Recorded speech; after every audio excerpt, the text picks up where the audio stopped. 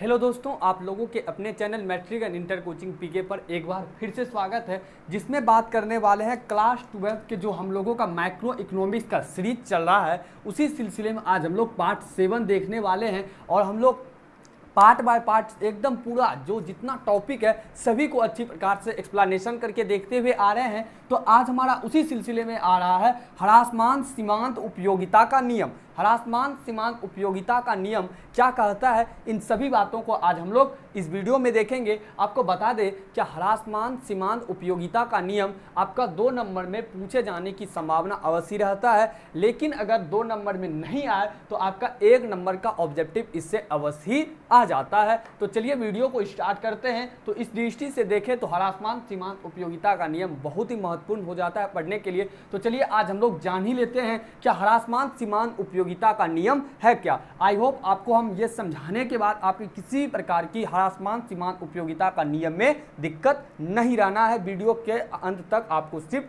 बने हुए रहना है। तो चलिए स्टार्टिंग करते हैं ह्रासमान सीमांत उपयोगिता का नियम। जैसे यहाँ बनाया गया है, अगर आप सेम टू सेम वैसे भी एग्जाम में बना देते हैं आपका 2 में से 2 नंबर गारंटी आ जाएगा। अगर आपको इसका पीडीएफ चाहिए डिस्क्रिप्शन में दिए गए लिंक से टेलीग्राम से जुड़िए, वहां आपको इसका पीडीएफ मिल जाएगा, अन्यथा आप स्क्रीनशॉट से भी नोट्स बना सकते हैं। तो देखिए क्या कहता है कि ह्रासमान सीमांत उपयोगिता का नियम में सबसे पहला कहा जाता है क्या इसे आवश्यकता संतुष्टि नियम कहते हैं। याद रखिएगा, ह्रासमान सीमांत उपयोगिता का नियम को सबसे पहली बात ये जानिए क्या इसी को कहा जाता है आवश्यकता संतुष्टि नियम। पूछा यह भी जा सकता है क्या आप आवश्यकता संतुष्टि नियम से क्या समझते हैं, तो आंसर आपका यही रहेगा। तो सबसे पहली बात यह जाने कि ह्रासमान सीमांत उपयोगिता नियम को ही आवश्यकता संतुष्टि का नियम कहते हैं। दूसरा कहा जाता है यह एक उपभोग का यह एक महत्वपूर्ण नियम है। उपभोग क्या होता है आपको बता चुके हैं, यह क्या है आपका उपभोग का ही क्या है एक महत्वपूर्ण नियम है।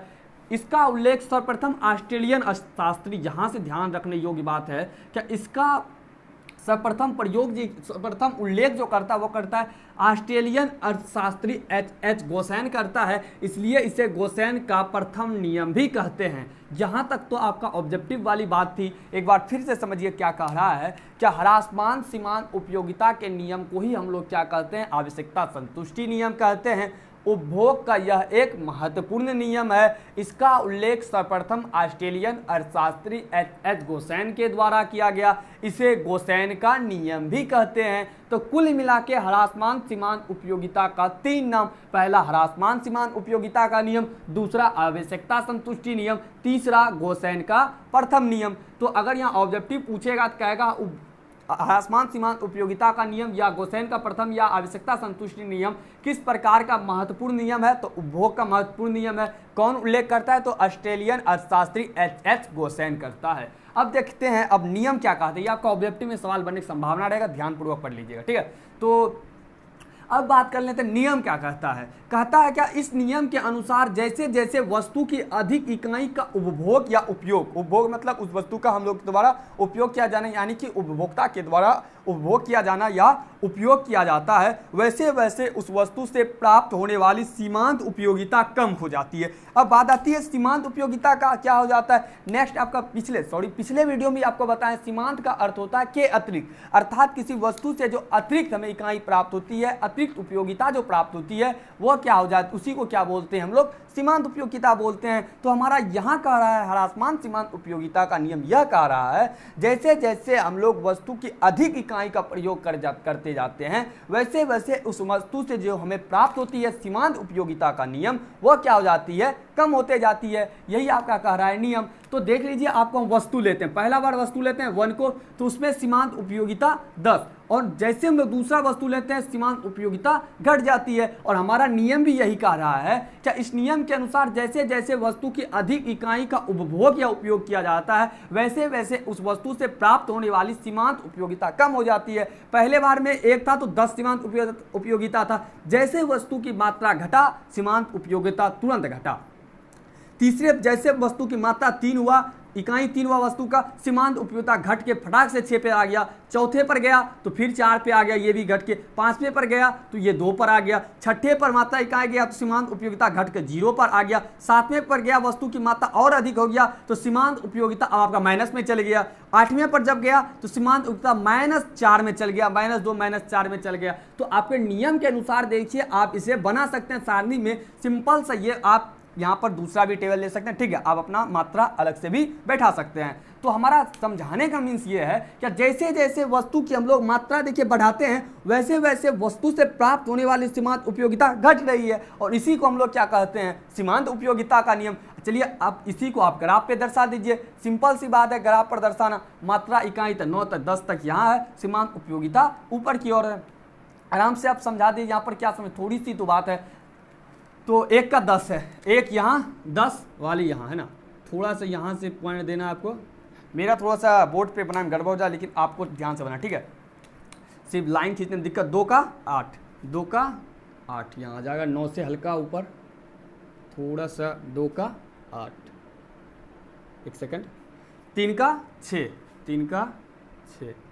आपको ग्राफ खींचने आई होप पूरी अच्छी प्रकार से आता होगा, सिंपल सी बात। चलिए आपको हम ग्राफ भी बता देते हैं एक बार थोड़ा सा।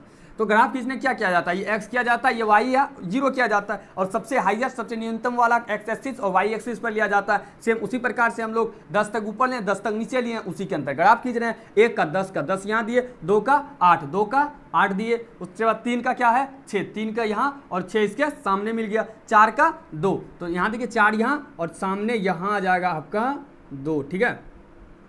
अब क्या होता है 5 में क्या हो जाता है, 0 हो जाता है, तो 0 आपको मूल बिंदु के पास यही हो जाएगा। अब छठा के पास क्या बताता है, छठा के पास बताता है आपका -2, छठा के पास क्या बताता है आपका -2, छठा के पास -2। थोड़ा सा गलती हो गया, ठीक है, आज एक बार हम फिर से ध्यान दे देते हैं, यहाँ मिस हो गया थोड़ा सा, ठीक है। देखिए पहला का 10, दूसरे का 8, तीसरे का 6, चौथे का 4, चौथा का हम लोग का थोड़ा सा मिस हो गया था, तो चौथा का 4 यहाँ से देना था हम लोगों को, थोड़ा सा मिस था, ठीक, अब ठीक हो गया। पाँचवा का 0, चौथा और पाँचवा का 2 था, सॉरी ध्यानपूर्वक थोड़ा सा देख लीजिए आप लोग, पाँचवा का 2 था, ठीक है, वही थोड़ा सा मिस हो गया था। पाँचवा का 2 यहाँ आ जाएगा, पाँचवा का 2, और छठा का आपका 0 है, ठीक है, छठा का 0 है। और सातवां का क्या कह रहा है -2, सातवां पे आ रहा है क्या -2, तो आपको पता होगा कि -2 कहाँ पर जाएगा, तो नीचे के साइड जब आएगा -2 पर सातवां यहाँ जाएगा -2, और आठवां का क्या आ जाएगा -4, तो आठवां के सीधे डायरेक्ट और नीचे आ जाएगा। तो आपको यहाँ से डायरेक्ट ग्राफ उठानी है, इन रेखा को मिलाते हुए और यहाँ से ऐसे करके मिला देना। आप जब ग्राफ पर आएंगे तो वहाँ पूरी अच्छी प्रकार से बन जाएगी। थोड़ी सी आप लोग यहाँ ध्यानपूर्वक देख लीजिएगा, थोड़ा सा यहाँ ज़्यादा कन्फ्यूजन नहीं होना है, सामने वाले को मिला देना है, जो सामने वाला है उसी प्रकार से ये हो जाएगा, ठीक है। तो आई होप ग्राफ आप खींच सकते हैं। तो हम समझते हैं आप वीडियो में अच्छी प्रकार से समझ गए होंगे। तो मिलते हैं नेक्स्ट वीडियो में नेक्स्ट लेक्चर के साथ, तब तक के लिए इजाज़त। Thank you all of you, thanks for watching.